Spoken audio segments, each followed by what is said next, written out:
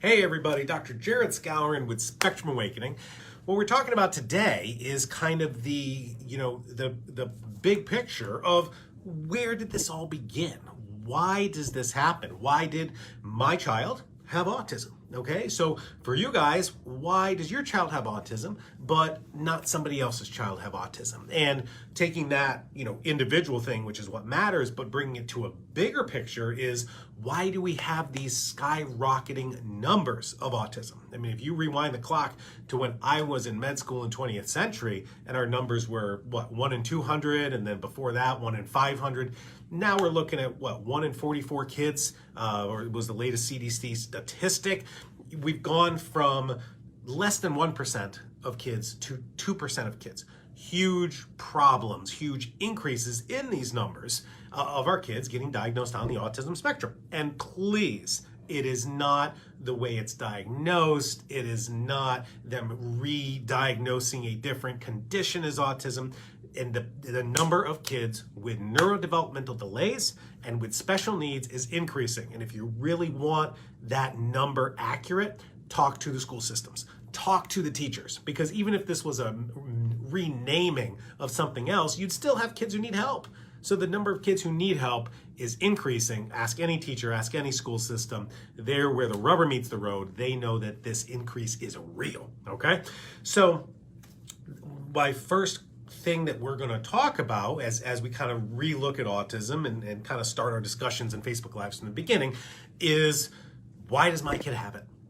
Period. Why does my kid have autism? And therefore, what can I do about it? Now, as we talk about autism and as we talk about the spectrum, there is obviously a huge variety of presentations. Okay, many of our kids are delayed in language abilities. Others are delayed in kind of speed of processing of the brain. Others are delayed in social issues. A lot of them have physical issues, whether that be motor skills, gross motor skills, fine motor skills, low muscle tone, whether that be digestive issues, whether that be immune system issues and gut infections, whether they be autoimmune issues, and we have pandas or PANS on top of that. There's so many different things going on in the body, but we do have to go back to the core of where did this all start, because all of our kids are different in the type of symptoms they have, the severity of the symptoms they have, their presentations, and the different parts of the body that are affected. So some are more mild and some are more moderate and some are more severe. I was talking with a family today in Hong Kong, and they sent me a video of their child. They say, you know what, our child was nonverbal, and we did these few things, and look at her now. And boy, you had this child who was diagnosed with autism, but it was really hard to differentiate that video of her versus another kid. She was so advanced and so right on that line of, geez, is this autism or Asperger's or what's going on here? So many different presentations is kind of what I'm getting at. But we still need to answer that question from the beginning of why. Why does my child have autism? So that's what we're going to talk about today. And I'm going to want to bring you to the testing and the treatments that you can use to figure out, why does my child have autism? All right. So there are, in my opinion, 2 reasons for autism.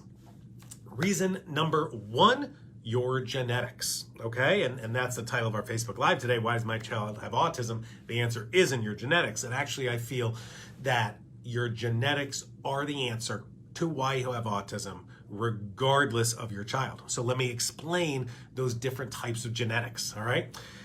A, you could be born with a genetic condition, okay? You can be born with Down syndrome.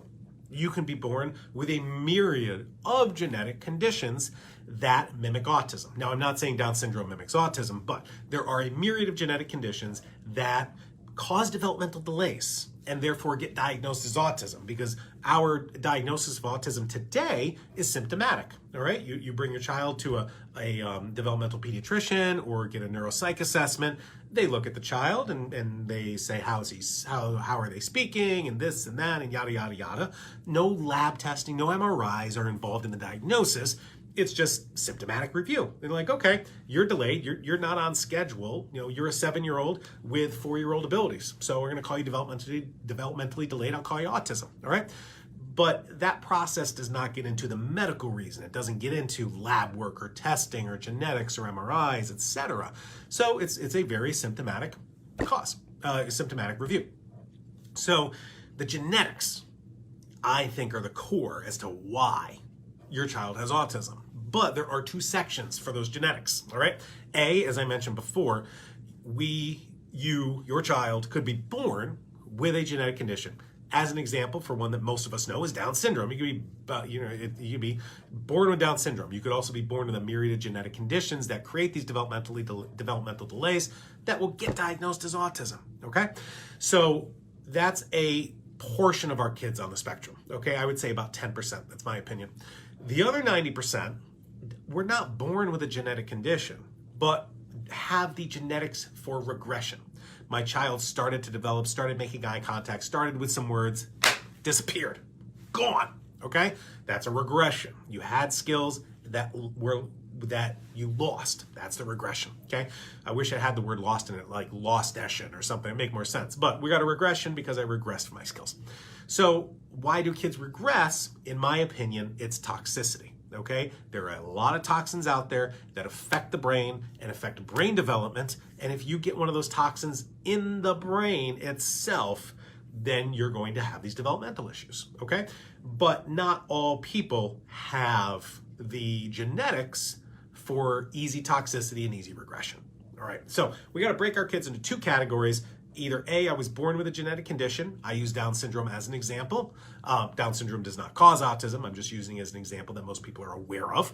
And the other group are those who have a genetic predisposition to toxicity and problems with detox. And then bam, you've got the regression when you had those toxins hit the brain the right way. Okay, so now let's kind of talk about how we can figure that out. Which one's my kid? You've got two different categories here. What are we gonna do, Doc? All right, we're gonna talk about testing. So I printed this out. I hope it kind of explains things well. Why does my child have autism? It starts with your genetics because your DNA is your cookbook recipe for how you're gonna live, okay? Now, you may be born with a genetic condition, as I mentioned. As an example, I use Down syndrome because we're all, most of us are aware of that condition. It's something you're born with, it's something you have for life, all right? Those people with genetic conditions that cause autism, I find are slow development from birth. These are not kids who have a regression. They are non-responder to treatments. So if you've tried medications, if you've tried supplements, if you tried our Spectrum Awakening stuff and geez, and nothing worked, you may have a genetic condition, okay? Sometimes you have a family history of problems. That's possible, but it's not necessary. And let me stop to explain this because I talk to a lot of families about this. I talk about genetic testing and say, hey, I want to figure out if there's a gene that's causing autism in your child. And a lot of times they say, well, there's no autism in my family, so I don't think the genetics are a thing to do, okay? And that makes sense on the surface level, like, hey, there's nobody with autism in my family. There's nobody with autism in my spouse's family. And we got a child with autism. So how could it be the genetics? Because there's no genetic path. I get that, okay? Some genetic conditions are inherited, okay? Hey, my mom had this, and now you have that. My dad had this, or Uncle Charlie did, and now you have this, all right? That happens. But it's not the most common way that kids get autism, all right? When it's a genetic cause for autism, the gene that's causing the problem is not inherited from mom or dad. It actually mutates and turns wrong at conception. So where we've got dad's sperm and we've got mom's egg, they meet and they combine half of the DNA. Sometimes when that DNA lines up, something goes wrong, okay? Something goes wrong, the Xerox machine isn't working, and one of those genes changes. Or one of those genes goes missing. Or one of those genes is copied an extra time. So you've got 3 genes instead of 2 genes, okay? So these different problems can occur at conception and gives you a child who was born with different DNA from mom and dad, a different combination, okay, because of this mutation at conception. So you can have a child who has been born with a genetic condition that causes the autism, but nobody in your family has autism. Okay, because it's not inherited, it's a mutation at conception. So I just want to kind of clear that in your mind with an urban myth. Now, Shez just says, hey, I have multiple kids with autism. How can that be explained? Great question. Either you've got some inheritance, or we're going to talk about this predisposition to toxicity. So let me go back here. If you feel your child will slow develop from birth, if they're a non-responder to treatments, if the family history really doesn't matter, you want to do these tests. One test is called a CMA. One test is called a WES. These are acronyms for chromosomal microarray and a whole exome sequence. And Amanda just says, my child has a genetic mutation, ZMYND11, okay? That's a great example. And I'm gonna get back to that question in a minute, Amanda, because I wanna answer your question. So, if you want to know if your child was born with a genetic condition, you've got to do the genetic testing. You've got to do the CMA and you got to do the WES, okay? If you want that testing, there's two ways to get it. A, we've got it on our Spectrum Awakening website. You can order it from us. We'll send you the test kit. It's a cheek swab. Swab your child's cheek, boom, send it out, done, okay?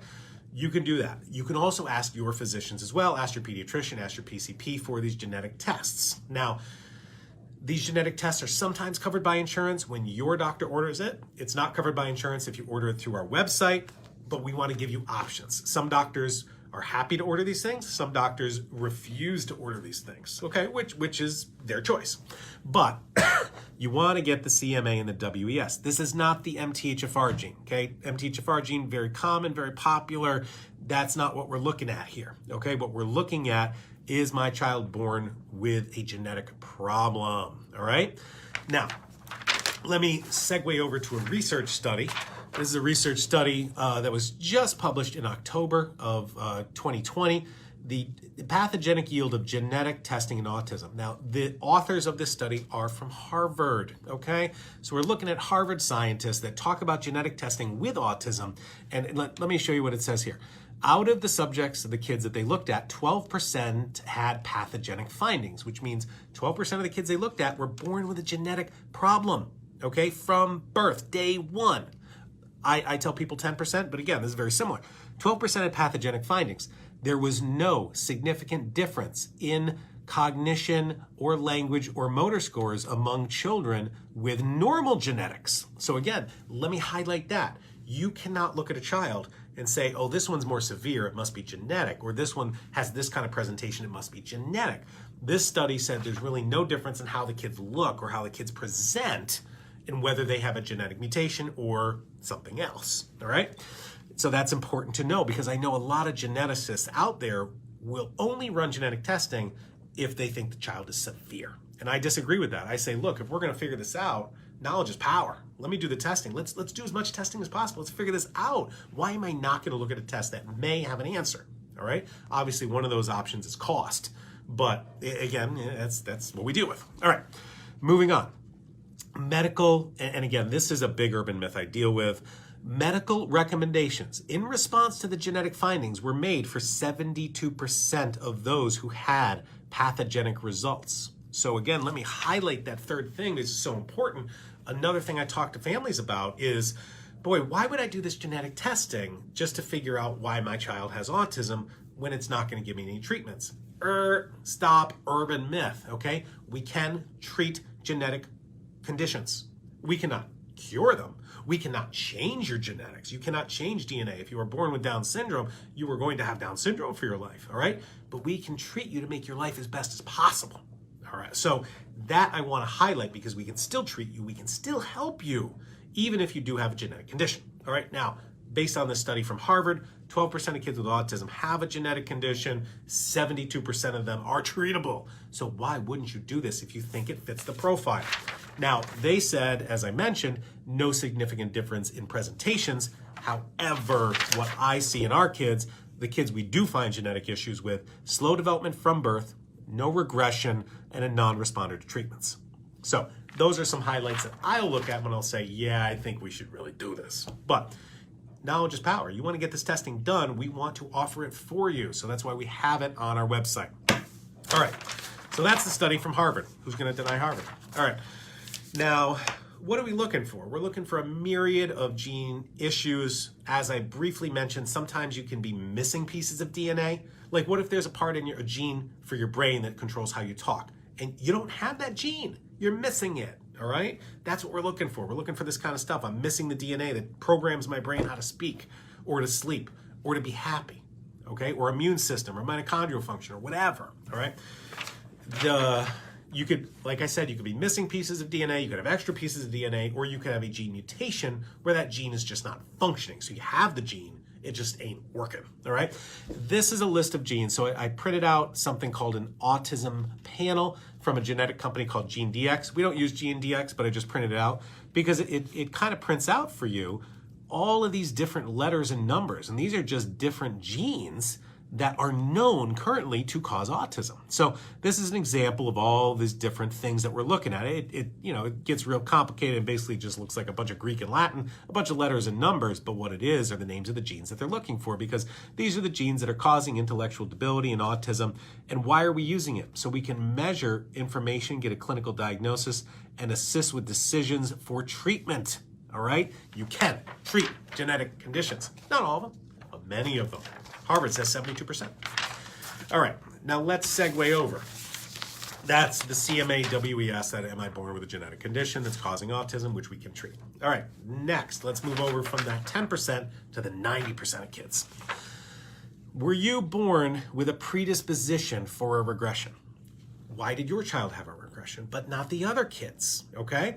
You've got a genetic predisposition and you have a notable regression of development. That notable regression usually is between 12 to 18 months, but it can happen at any time and any young age. What you want to do is do genetic testing. You don't want to do the CMA and WES. You're more interested in this MTHFR stuff and other genes. Now look, MTHFR gets a lot of press. Thank you, Ben Lynch, for making that happen, but there are a multitude of genes that will contribute to having a regression into autism, all right? So you want to get a genetic SNP testing done, all right? That's going to look at hundreds of gene SNPs, including MTHFR, COMT, MAOA, glutathione genes, histamine genes, celiac diseases, SNPs. So many different genes can be looked at that don't say you have a genetic condition or a genetic disease, but they do say you have a predisposition to have one, okay? Let's pick George Burns. I know is getting an outdated example. George Burns, well known for smoking cigars, but he didn't have lung cancer, okay? Why did he not have lung cancer, but other people who smoke do have lung cancer, all right? Why do some people have diabetes no matter what they eat, but other people can go to McDonald's every day of their life and not get diabetes? These are genetic predispositions, okay, of what medical conditions I'm susceptible to. I feel that the kids who have regressive autism are susceptible to toxicity. They are susceptible to having problems with their brain chemistry. They're susceptible to having problems with their mitochondria, all right? They're susceptible to a toxin that causes brain damage and is known to cause brain damage and is scientifically researched to cause brain damage. But yet for some reason, we still have it in our food or our water or our environment or air pollution or wherever. It seems like governments don't care if pollutants and toxins are in our world. Either way, I'm not going to get on that soapbox. But if you had a child who obviously regressed, you've got these pictures of them at 12 months old. They're looking at the camera, they're smiling, they're saying mama, they're saying then dada, and then you lost that. That's a regression. That I would highly recommend getting that SNP genetic testing done. Now, there's a lot of companies that do this genetic SNP testing. The concern isn't getting it done, the concern is interpreting it. So if you'd like that interpretation, all right, we've got the SNP testing on our website. Again, it's a cheek swab. Order it from our website. Boom, we'll get the results and we'll explain it to you, what's going on, how we can change it, all right? So that SNP testing, as I said, includes these other genes. I got a couple research studies on those other genes. This one, again, just published in 2020, association between MTHFR and susceptibility to autism. This study was actually a meta-analysis, so it looked at a multitude of studies and showed that the MTHFR C677T polymorphism is a susceptibility factor for autism, all right? So people who have their MTHFR gene not working, odds are you're gonna get an autism diagnosis. It's not 100%, that's not the cause. MTHFR is not the cause of autism, period. I'll say it here, I'll scream it here, but it is a risk factor, along with This one, here's a research study, again from, 2018, pretty new. From Aggression to Autism, the new perspectives of monoamine oxidase deficiency. So there's another gene called MAO, which I showed briefly on this page here. So I showed that MTHFR, COMT, and MAOA. There's an MAO&A and an MAOB, but people who have MAO mutations, that encompasses a broad spectrum of neurodevelopmental problems, including autism, as well as antisocial behavior, as well as impulse control problems, etc. So these MAO genes, as I mentioned, also can contribute to a predisposition of autism, especially when there's a lot of anger and violence involved, okay? We actually can treat that real easy. If you got an MAOA mutation, please try our anger management supplement. I developed this specifically to help those with MAOA issues. All right, last but not least, oh, and let me kind of give the treatments along with it. What if you have an MTHFR issue? What should you do? You should use certain B vitamins. We've got those in our Power and Focus supplement. This is our #1 supplement, the first one we created, our #1 bestseller, hands down. This has the supplements that are used to treat the MTHFR gene mutations, okay? So if you have MTHFR, I would recommend Power and Focus. If you got that MAO, I would suggest anger management. If you're unsure and you don't know and you haven't tested, get the test done. Again, we've got one of these tests on our website. You can use our test. There's a lot of these tests out there in the world, but the question is interpreting it. All right, how do I take these results that I got from some lab on some website and actually, what do I do with this? All right, that's where we try to take that extra step. So we've got the labs for sale on our website. I will send you a written interpretation of your lab results so you know what to do. All right, last but not least, talking about toxins. There's a lot of toxins out there, okay? And there's a lot of toxins that affect the brain. Many of us are concerned with heavy metals like lead and mercury and aluminum and cadmium and such, but there are other toxins out there. We have talked a long time about Tylenol, acetaminophen, paracetamol, Calpol, all of its different names for the same devil, how that can be poison for some of our kids, all right? And we've gone over research studies. We've interviewed doctors from Duke about how Tylenol, acetaminophen, paracetamol, Calpol can be a risk factor for autism because it is toxic. It is toxic to the brain. Science knows this. Every hospital has detox programs for Tylenol poisoning, all right? So we know it's toxic, we know it hurts the brain, but there are certain people who are predisposed to it. Also heavy metals, also pesticides, also plastics, also glyphosates. There's so many toxins out in the world, all right? Who knows which toxin affected your child or what combination, all right? But we do know that kids who have poor detoxification genetics are more at risk for the regression into autism, all right? Here's a research study, again, 2020, we're looking at new stuff. Interaction between heavy metals and these genes with autism. Now, these genes, GSTP1, GSTT1, GSTM1, are the genetics that affect glutathione. Now, what's glutathione? Glutathione is the major antioxidant, the major repair chemical of the brain. It also acts as a defense barrier between the bloodstream and the brain. Glutathione protects toxins from getting into the brain, all right? How can you get something into the brain if the glutathione's there? Well, if you don't make enough glutathione, because your genetics don't allow you to make enough glutathione, you're more at risk for this toxicity, especially when you get Tylenol, paracetamol, acetaminophen, Calpol involved, because that over-the-counter medication that billions of people use for their kids reduces glutathione levels. If you have the genetics where you cannot produce a lot of glutathione, then you wipe it out with Tylenol, and then you start shooting toxins into the brain, aluminum, viruses, glyphosate, who knows what. You're gonna have a regression. That's how it happens, okay? Knock down the defensive walls, throw in the poison, and walk away. And then your child suffers with loss of language, loss of skills, loss of development, okay? This is how we need to reverse it.